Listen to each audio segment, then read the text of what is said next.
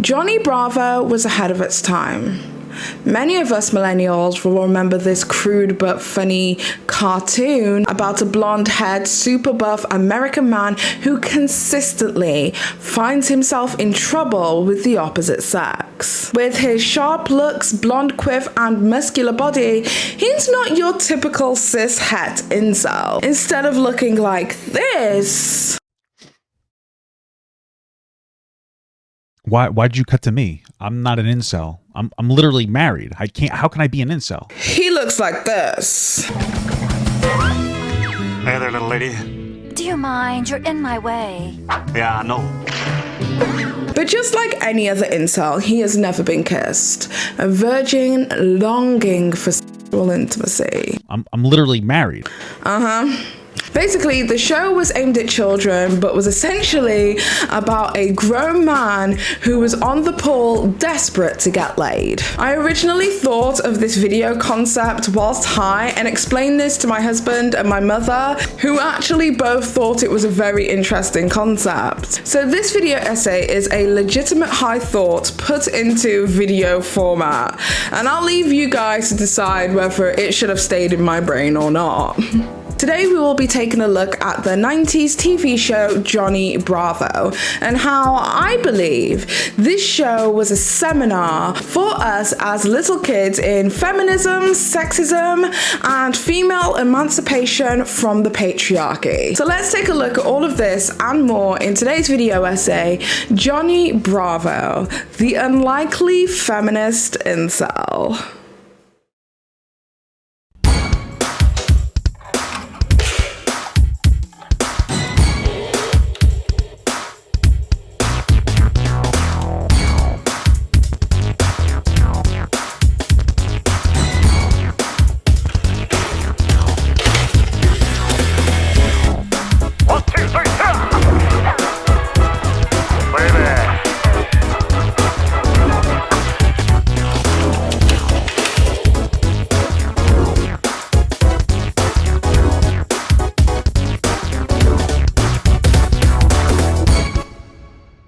Today's video is proudly sponsored by AdamandEve.com. Now girl, we all know who Adam and Eve is. They have been given the ooh-ah-ah sensation for years, honey. And there is lots of fun to choose from if you take a look at their website. But today, Adam and Eve have given me a discount code which will give you 50% off one item, as well as free shipping in the US and Canada.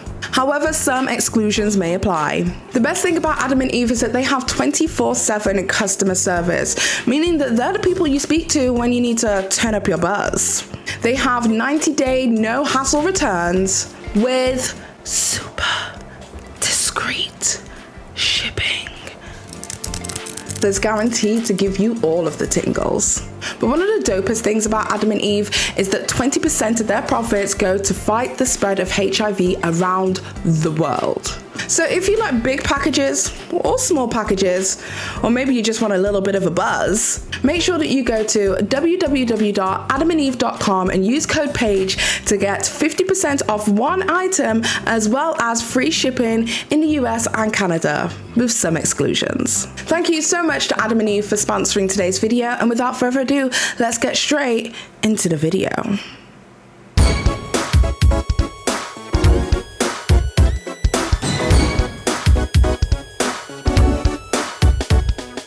The history of women in cartoons is a very sexist one and a racist one. However, back in the 1920s to the 1930s, Disney Brother Studios, who we now recognize as Disney, would get their first ever competitor, a production company called Fleischer Studios. According to Wikipedia, Fleischer Studios characters included Coco the Clown, Betty Boop, Bimbo, Popeye the Sailor, and Superman. Unlike other studios whose characters were anthropomorphic animals, the Fleischers' most successful characters were humans, with the exception of Bimbo, a black and white cartoon dog. The cartoons of the Fleischer Studio were very different to those from Disney, both in concept and in execution. As a result, they were rough rather than refined and consciously artistic rather than commercial.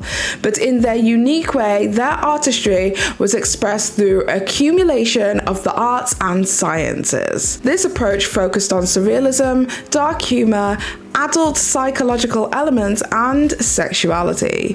Furthermore, the environments were grittier and urban, often set in surroundings reflecting the Great Depression as well as German Expressionism. Their first female character would end up being Betty Boop. Betty Boop was born to Fleischer Studios in 1930. She was a weird dog-like creature with floppy ears and was ultimately designed to be a love interest for Bimbo, who was the animated black and white dog on his own series. Betty Boop first appeared in the cartoon Dizzy Dishes, where she worked as a performer at a local speakeasy that Bimbo the dog worked at. She eventually traded in the floppy poodle dog-like ears for earrings in 1932. In the episode debuting her new earrings in the cartoon titled Any Rags, this cartoon's premise was essentially that Bimbo, the garbage man, was asking people for their clothes that he wanted to take to the garbage. Whilst asking the commons folk on the street if anybody has any rags,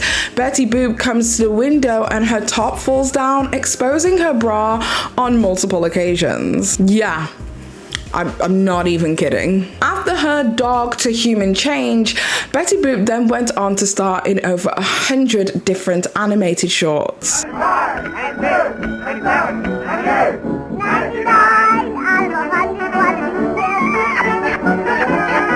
From 1932 to 1934, Betty Boop had somehow created this weird, strange brand of innocent sexuality. Her theme song, Pen and Ink, made it very clear what it is that she was there to represent, with lyrics such as, "Those eyes, that pretty nose, although aside from these, she's got so much of those." I'll let you decide what you think some of those are.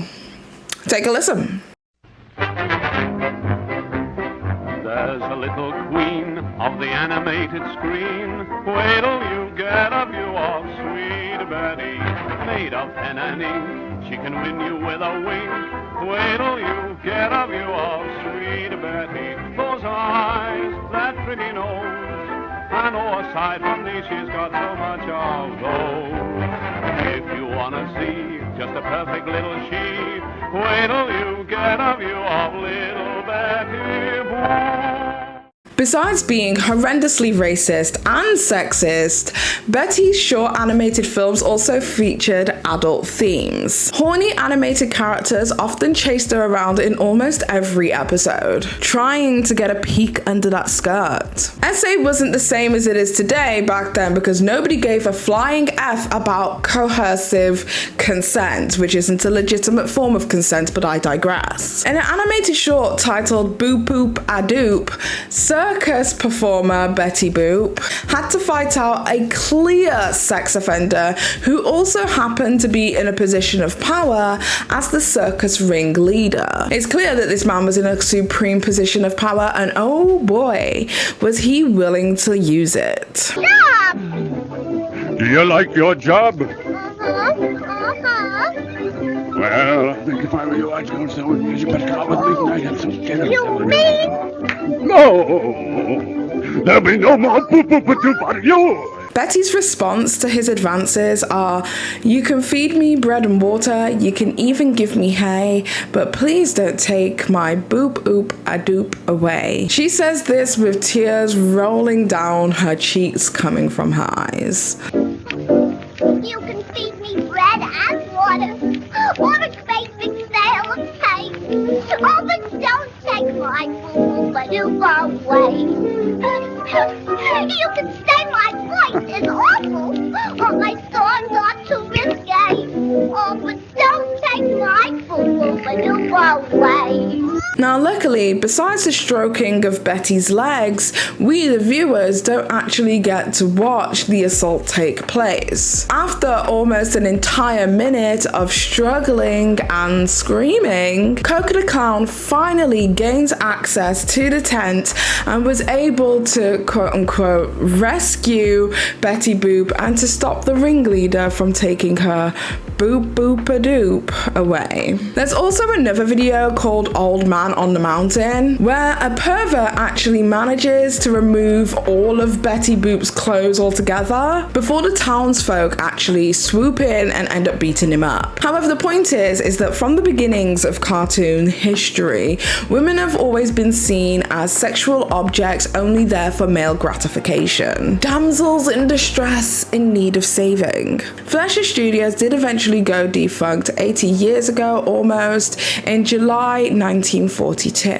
But to say they set the blueprint for women's objectification in cartoons is an understatement. Thankfully, Disney would opt to take a different approach, making women out to be damsels in distress in need of saving. And who do they need to be saved by?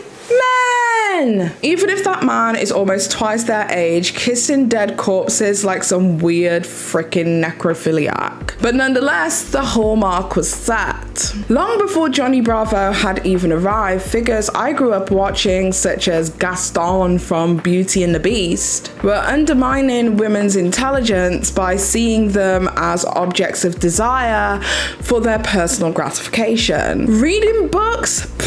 Nah. This would be the beginning of women's empowerment for Disney. However, it would be several years later before we would see films such as Mulan, as well as Moana and Brave, where women could be the protagonists without the need of any kind of heteronormative romance.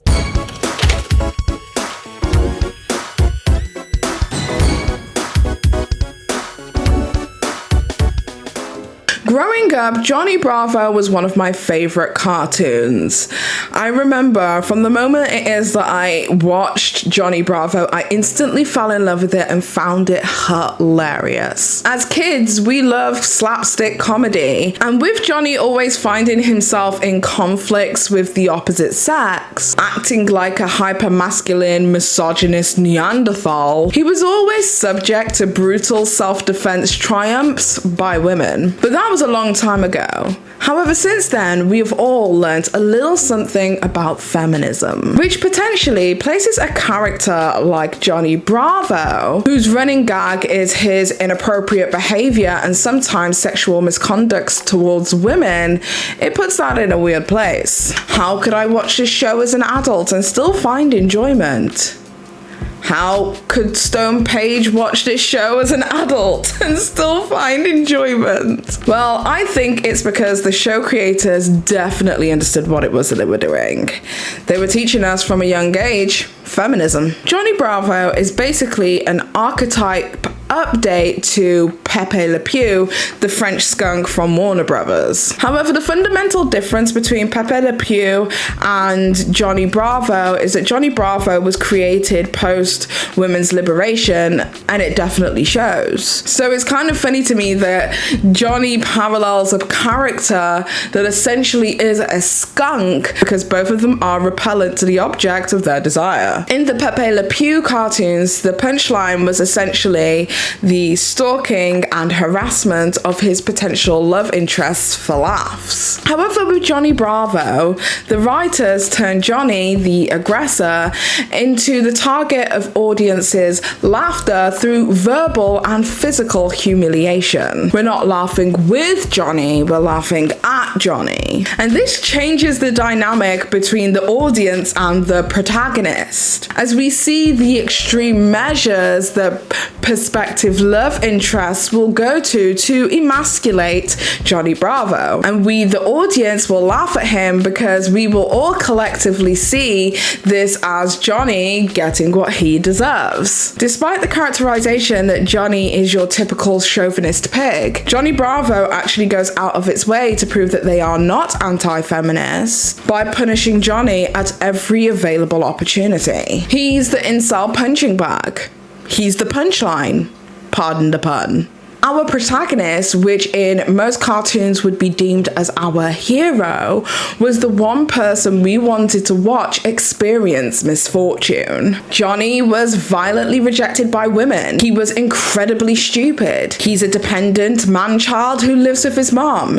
His only friends are a little girl and an independent man who literally used to bully him at school. And he's a stereotypical geek. Nonetheless, despite the bodybuilder muscular physique, he's frequently beaten to a pulp by women, men, children, animals, and even in some cases, inanimate objects. And most episodes end with him either being in jail or in extreme physical pain. Johnny showed us as children what can really happen when we don't respect people's boundaries. We ridiculed the protagonist and then laughed at his anguish. We were taught that respect was the only way to a person's heart. However, when it comes to the Johnny Bravo formula, we learn that Johnny always fails and never learns from his mistakes. No matter how persistent he is, the objective of the show is to always make Johnny the fool so that the audience can learn from his mistakes and ultimately reject his ideology,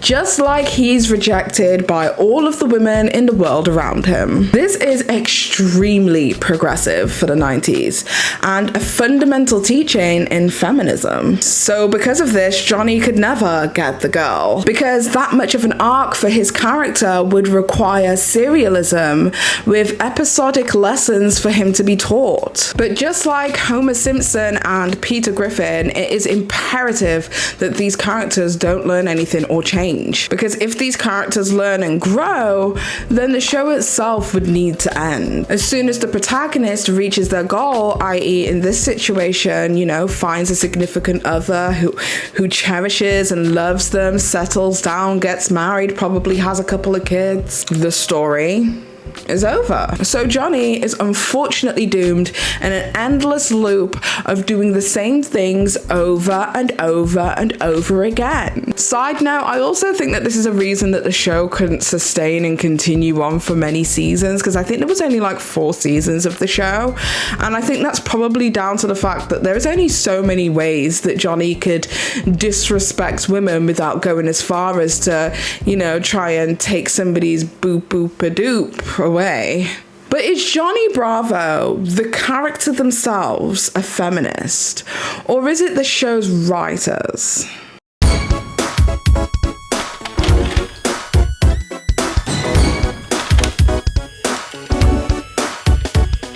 When it comes to the discussion as to whether Johnny Bravo himself, the character, is a feminist or whether he was used, the character, as a tool to teach us feminism, there are 2 episodes that stand out to me. The first episode is The Sensitive Male. In this episode, Johnny tries, as per usual, to make his advances onto women, which he is ultimately rejected. He then meets a short, bald guy who isn't exactly the depiction of male beauty standards. He graciously asks the girl on a date and she gives him his number. Johnny, bewildered and confused, asks this guy what his secret is. He states it's all about sensitivity and showing women respect. In a Hitch-like episode, Johnny tries and fails numerous times to show sensitivity and respect to women. The girls just simply couldn't jive with his sensitive side. In the end, his bald new friend, I am rhyming today, tells him to fake it and admits himself that he just fakes it and tells women what it is that they want to hear just so they'll date him. Well, Johnny, you've got to act polite, thoughtful, and considerate. But no one ever said you gotta mean it. Heck, I'd tell a girl I could turn lead into gold if it'd get her to date me. That's where numerous of his conquests come together, hog-tie him, and throw him in a well. This is a very interesting episode to me because Johnny didn't end up being the bad guy. He was really trying to implement what he was being taught. He wanted a real connection in an honest way and made himself vulnerable in order to achieve it. However, the ultimate lesson it is that we learnt as kids was not to lie in order to get what you want. Because whilst the little bald man man may have showed sensitivity and delivered respect, he didn't deliver it authentically with sincerity. And essentially, that was his ultimate demise. That and being hogtied and then thrown into a fountain. Using the hypermasculine, disrespectful douchebag and the sensitive, snaky manipulator as vehicles to display how not to treat people is pretty impressive. The viewers were left feeling that Johnny was a dumbass, but at least he was honest about his intentions, and that there was something a little bit more sinister to the short, bald guy. Another episode that stands out to me is Which A Woman, where the show calls out Johnny's misogynist behavior. In this episode, Johnny is cursed by a tarot reader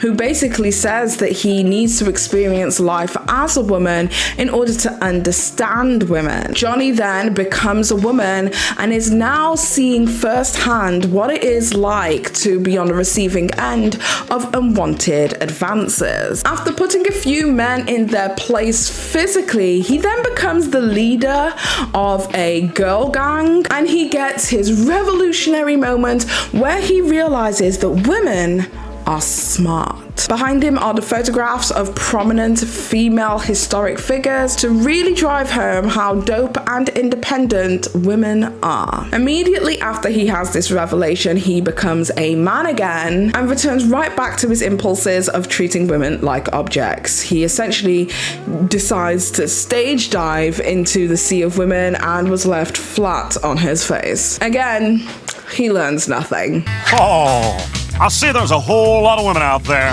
So if you're looking to feast on 100% USDA prime hunk, there's more than enough Johnny to go around. So we can conclude that Johnny, the character, isn't exactly a feminist. But do the show's writers use Johnny as a way to convey a very feminist message? Well, yeah. And no, because the female characters on the show Johnny Bravo have no autonomy of their own. They literally only exist in relation to Johnny Bravo. His mother willingly looks after Johnny Bravo even though he is a grown adult and does not encourage him to emancipate himself. Little Susie, his niece, only existence is to literally serve as an annoyance to Johnny. There are numerous unnamed women on this show who again only exist for Johnny to hit on, confirming the patriarchal stereotype that I guess the show was trying to avoid, that women only exist to serve men. Be it their positions as characters on the show to either be subservient or nags, or just nondescriptive figures for Johnny to practice on. The women are no better than a blow-up doll. The show does exactly what they are trying to teach Johnny not to do. It objectifies women. Despite the show's best efforts, Johnny's behavior is glorified in the same way that anti-slavery movies can sometimes glorify slavery, and that Johnny's behavior that could be considered as, SA is minimized to stupid Johnny, always so unlucky in love.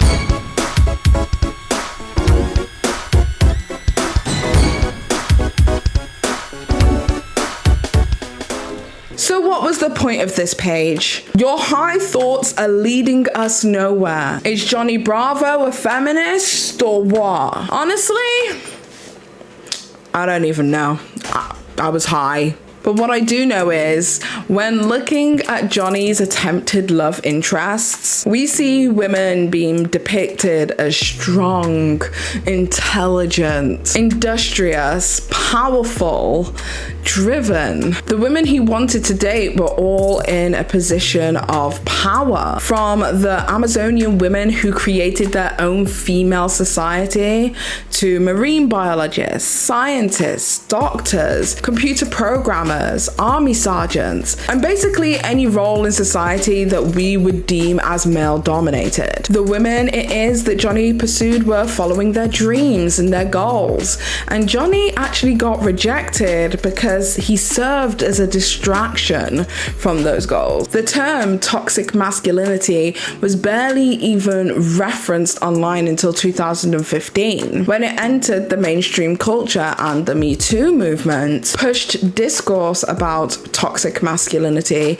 into the public, into the mainstream. From daily news to journalistic articles to sociological studies being made on workplace attitudes. As silly and potentially antiquated as Johnny Bravo might seem, in comparison to today's cartoons, Johnny Bravo was a cartoon with a conscience and a understanding of women's rights. But as a culture, we respond to problematic art that maybe has gone past its sell-by date by acknowledging its context and its intent. However, now as adults, we can recognize the politically incorrect way that satire defined the media of our younger years. But we can also lean into the message that it sends. In 2022, 20 plus years since the first episode of Johnny Bravo aired, we are now talking about how Johnny Bravo perfectly exemplifies what toxic masculinity is, whilst in tandem sent people a strong message of feminism and gender equality, as well as positive feminine images, to show us, even as minors, that what makes a woman is so much more than gender conformity. And although society's instantaneous response is to either ban it or rebrand it, I believe we should run with it, because the adult humor it is that we missed as kids becomes all the more prevalent now as adults. And Cartoon Network, Hanna-Barbera, as well as Warner Brothers had an amazing way of producing shows that would circle around and give years of entertainment, because everything can be mocked until it becomes a satire of itself. Okay, hopefully you guys enjoyed today's video. I don't know what to say. Literally, I was smoking one night, I was stoned, and I was like having a high thought, and I was like, do you know what? Johnny Bravo is feminism. Whilst I'm watching Johnny Bravo eating some Doritos and fruit pastels. I hope you guys enjoyed my theory, my thesis on this. It was just so stupid, and I can't believe I've actually made it into an entire video. It's just so stupid. It's so dumb. This whole thing is so dumb. Anyway, if you like this video, please do not forget to sound off in the comment section. I genuinely want to know what it is that you guys think. Like, do you think that do you think I just went too deep for no reason? Let me know in the comment section down below. If you like this video, don't forget to give this video a thumbs up as well. Also, just to let you guys know, I am still looking for a new researcher. For those of you who have already applied for the researcher position, just know I'm giving it a full 2 weeks before I start looking through applicants. So if you haven't been responded to immediately, do not freak out. But if you would like to be a researcher for my channel, it's a paid vacancy, so it's literally all of the details will be in the description down below. Also, once again, I just want to say a massive thank you to my Patreon family, to my members family, as well as the Twitch family. Guys, I don't think you guys understand that I literally couldn't do anything like this without you guys. The additional support it is that I get allows me to take a little bit more time to either get high or actually spend a lot more time researching and producing better quality videos. So the more that you guys support, the more that I can produce. With that being said, I just want to say a massive thank you as well to adamandeve.com for sponsoring today's video. I really appreciate you guys supporting me once again. And with that being said, I hope you guys have an amazing day or evening, whatever the hell it is you're doing. And until next time, I'm gonna go smoke. Bye.